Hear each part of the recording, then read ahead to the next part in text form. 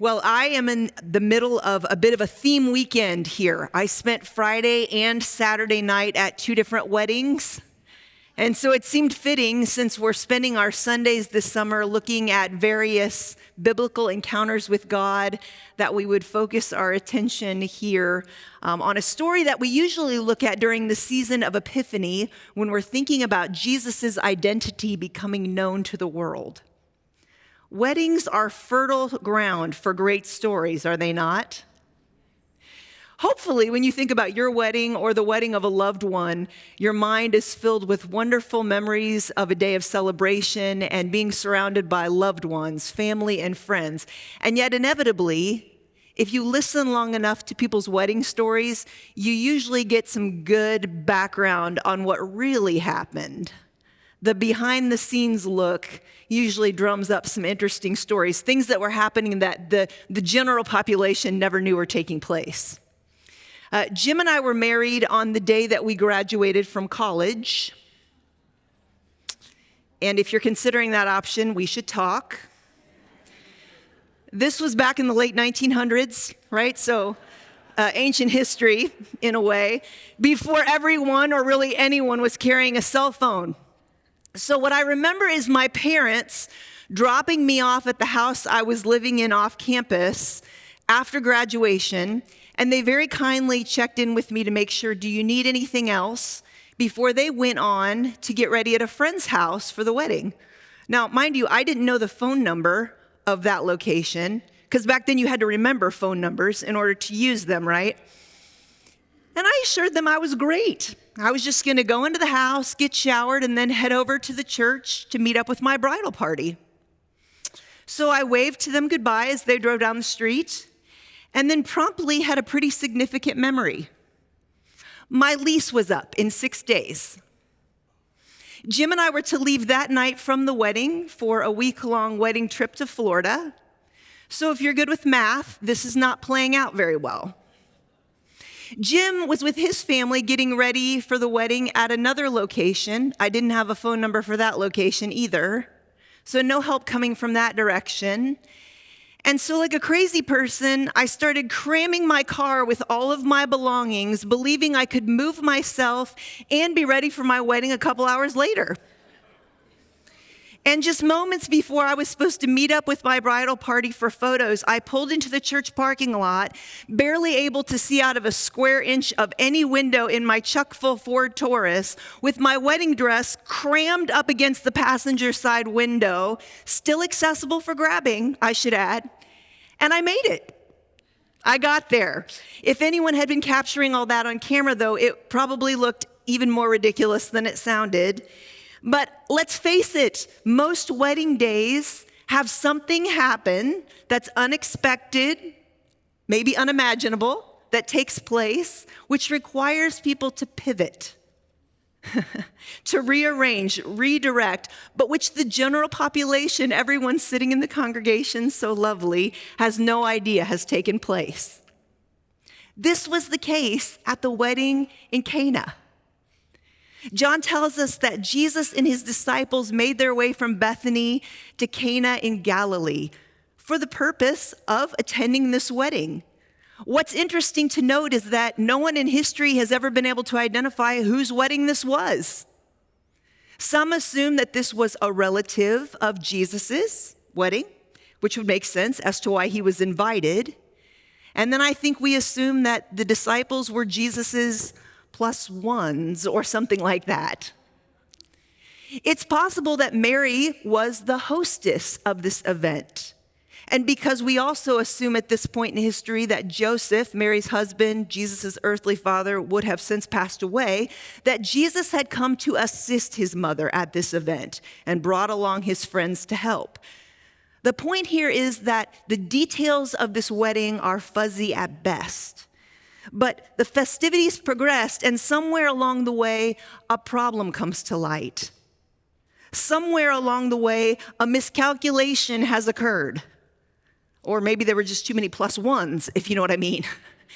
And the servants come to Mary and say, "We're about out of wine." Now, I'm not sure in our cultural context we can fully appreciate the magnitude of this problem. I went to a wedding a number of years ago where there had been a gross underestimation on cake. The ratio between cake and guests was way off. And so these poor attendants who were cutting the cake, they just kept cutting the cake into smaller and smaller geometrical shapes, trying to make sure everybody got a piece. But at some point, they realized it wasn't going to happen and they gave up. And the people in the back of the reception hall were really disappointed. There was this sweet little grandma who started reaching in her bag, giving everybody a cookie who hadn't gotten any cake. She was the hero of the day. But there was no great social stigma happening here because the family hadn't provided enough pastry for anyone. But in first century Israel, running out of wine at a wedding feast was an actual problem. Not only would such a dilemma have had long-lasting social implications for this host family, who might have forever been branded as cheap or unable to provide for their own, there are some who believe this kind of insufficient planning and preparation might have been viewed as a violation of Jewish law and put this family in jeopardy of being fined by the community's religious leaders. Suffice it to say, when Mary becomes aware of this situation, she understands that this is not a small thing. She knows something has to be done, and so she turns to Jesus. Now, in full disclosure here, as funny as the delivery was of this two-sentence dialogue between mother and son in the video, I'm not going to go into all of this here. I'll save that for another sermon because this is loaded with possibility here for us to unpack. This just isn't what I want us to focus on here today. What I want us to think about is the fact that Mary turns to Jesus for help, but we don't exactly know what she wants him to do. Whether she was implying that she wanted Jesus, the Son of God, to do something radical, or Jesus, the son of Joseph, to gather his buddies and head to the nearest 7-Eleven to gather whatever they could. We don't know. The only safe assumption we can make here is that Mary had great faith that Jesus could do something in this situation. He had a heart that would care for this need of this family. And so she turns to the wedding servants and says, "Do whatever he tells you." It occurs to me that if anyone had credibility to give this order, it was Mary. It hadn't been so long before this day when the angel of the Lord had revealed God's plan to redeem the world, sending the promised Messiah by way of Mary's womb. And she'd unquestionably embraced the way of doing whatever he told her, hadn't she? Certainly that whatever was still unfolding before her eyes, but Mary's faith was strong. Here in the midst of this potential social crisis where there was a whole lot at stake, Mary put everything in Jesus' hands. She recognized the end of her own ability to solve this problem, and so she got herself out of the way and she encouraged these wedding servants to do the same thing. And this was no small act, because remember, up to this point, there had been no miraculous healings. There had been no wondrous actions on the part of Jesus, just a promise that God had made to Mary about who Jesus was. "Do whatever he tells you," Mary said to the servants. And with that simple command, the story takes a major turn from problem to solution. Ultimately, we know what happens, right? We just saw the story played out by the kids. Jesus gets involved in a pretty significant way, and the wedding goes off without a hitch. The guests were none the wiser that there had ever been a problem in the first place, and in fact, the party ends better than it started. The wedded couple and their family's honor was still intact at the end, and we can assume that this wedding would have been considered by all the guests a rousing success. There was no awareness of anything that had gone on behind the scenes. So most of us consider this wedding event to be known as Jesus' first miracle. John calls it the first of Jesus' miraculous signs. And many of our Bibles have a subheading that might call it something like turning water into wine. But I think if we pay attention to the behind-the-scenes action that's taking place in this story, we might reconsider that subheading to read something like holy obedience. Certainly, doing whatever Jesus tells you is never an easy command. But in this particular instance, it strikes me that it would have been especially difficult. Because think about it, these servants had no idea who this Jesus was. He hadn't been tapped as any special supervisor in their line of work. He wasn't anyone of significance at the event. Heck, we don't even know why he was there exactly, right? Mary says, do whatever he tells you to the servants. And then we read that Jesus' first move is to point them to a row of hand-washing water jars. Truly, the guy doesn't even send them towards the drinking water vases. He points them to these 6 ginormous stone pots that held water for ritual cleansing, bathing, if you will. I love the translation of verse 7 that reads, so they filled the jars to the brim. If I'm feeling really generous towards the servants, my thought is, man, these guys are good. They just do exactly what Jesus says without question. Good for them. My more cynical side says, these guys are not leaving any room for tricks. They're putting Jesus to the test. They're filling him to the brim so that nobody can come by and drop a little of the remaining wine in there, coloring the water and hoping that the previously satisfied guests don't realize what they're drinking now, right? The servants do as they're told. And Jesus keeps the orders coming because John says that then he tells the servants, now draw some out of these large stone pots and take it to the master of the banquet. And again, we read these servants obediently do so. I don't know about you, but at this point in the story, I have a lot of questions. When exactly did the water become wine? Was it en route from the well to the wedding hall? Did it happen as the servants ladled the liquid from the stone jugs into the service pitchers? When they poured the liquid from their pitchers into the tasting cup as the master of ceremonies was distracted watching the crowd do the cha-cha slide? At what point did this clear liquid stop looking like water and turn crimson like the finest wine? Was there a moment when all of this stopped feeling so much like common work to the servants and start feeling miracle-ish? Did they ever get a clue along the way about what was going on? Do whatever he tells you, Mary had said. And they did it. And that's really all we know. But given that I just came up with all of these questions about what was going on here, I have to wonder what their state of mind must have been as this was all going on. Maybe these were truly just upstanding people who obeyed without any questions, without any second thought. But they were humans, right? And so I wonder, were they nervous or afraid as they obeyed? Did they ever consider hiding out in the break room and letting Mary take the rap for what was going down here? Did they worry if they did what he told them to do and it went south, would they be able to work again tomorrow? Were they annoyed in their obedience? Irritated with what Jesus was asking them to do?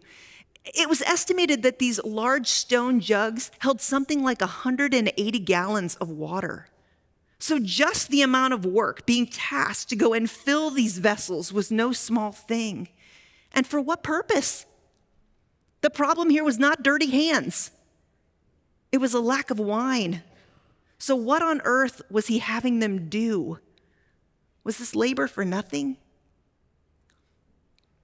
Were they skeptical that anything Jesus was doing here, that following these orders was going to amount to a hill of beans? I wonder if they were going through the motions thinking, are we really about to hand the master of ceremonies here a chalice of bathwater to drink? How much wine does this Jesus think this guy's had? We don't know the state of mind these wedding servants had about the task Jesus was calling them to do. We only know that ultimately they obeyed. They did whatever Jesus asked, and as a result, Jesus did something unimaginable, something far greater than a grand party trick, something even greater than preserving a family's dignity and reputation. Jesus used the obedience of these wedding servants to launch his earthly ministry and to begin unveiling the kingdom of God on earth. I think this wedding story, this particular engagement with God, is significant for so many reasons. But this morning, I wonder if we need to ask, whatever is Jesus asking us to do? And how are we doing at doing it? Sometimes I think when we consider being obedient to God and being called into God's kingdom advancing work, our imaginations, particularly our fearful imaginations, get the best of us. We envision God calling us to drastic things that either we're not ready for or that we just don't want to do. But when you think about it, what was so radical about what Jesus was asking of the servants in this story? He didn't ask them to give him all their money. He didn't ask them to move to another country or to go back to school or to pick up a new profession. He didn't ask them to forsake their family and friends or to take a vow of poverty or anything like this. He called them to faithfully engage their daily work, the kind of tasks they would have done at any wedding feast, in their own community, amongst their own people. And as a result of their diligent obedience, God moved. Sometimes I think we spend so much time trying to figure out what God wants us to do or looking for the next great thing that God might call us to, that we miss the opportunities God gives us each and every day to join him in the things he's doing right here, right now. Things he's uniquely positioned us to do today in the spaces that we're already living in amongst the people we're already living with. He's just waiting for us to obediently follow his nudgings so that he can break open the kingdom in these places, in these relationships, in these moments. Hear me out. I'm not saying that I think God's activity is ever limited by us as humans, but I sure do wonder if he's often responding to our measure of obedience. You never know how God might use your everyday obedience to change the nature of something. And truthfully, not a ton of other people might notice as well. It's occurred to me for some time now as I've read this story over and over again that only the servants would have truly been aware of this first miracle of Jesus Christ, at least to the furthest extent, the fullest extent. The disciples and Mary were certainly aware of the problem. We're almost out of wine. And they might have both. We know Mary had faith that Jesus could fix the problem. The disciples, interestingly enough, we read from John, had faith after the miracle had occurred. That's a really interesting consideration of the text. But only the servants were truly in on this act of God every step of the way. They were the ones who could testify that the stone jars had been empty. They were the ones who knew the vessels had been filled with plain old well water to the brim. They were with those jugs the entire time. They carried them from the well back to the house themselves. They were the one who reached into the pots and ladled the liquid into the serving containers. They presented the offering to the master of ceremonies, standing within an arm's length and standing there with bated breath, waiting to see what his response would be to whatever he put into his mouth. In telling the servants, do whatever he tells you, the invitation was made. The offer was given to these everyday workers to be part of something far greater than they could have ever imagined. And it stretched so far beyond that wedding celebration that day in Cana. Their obedience changed everything from that moment forward.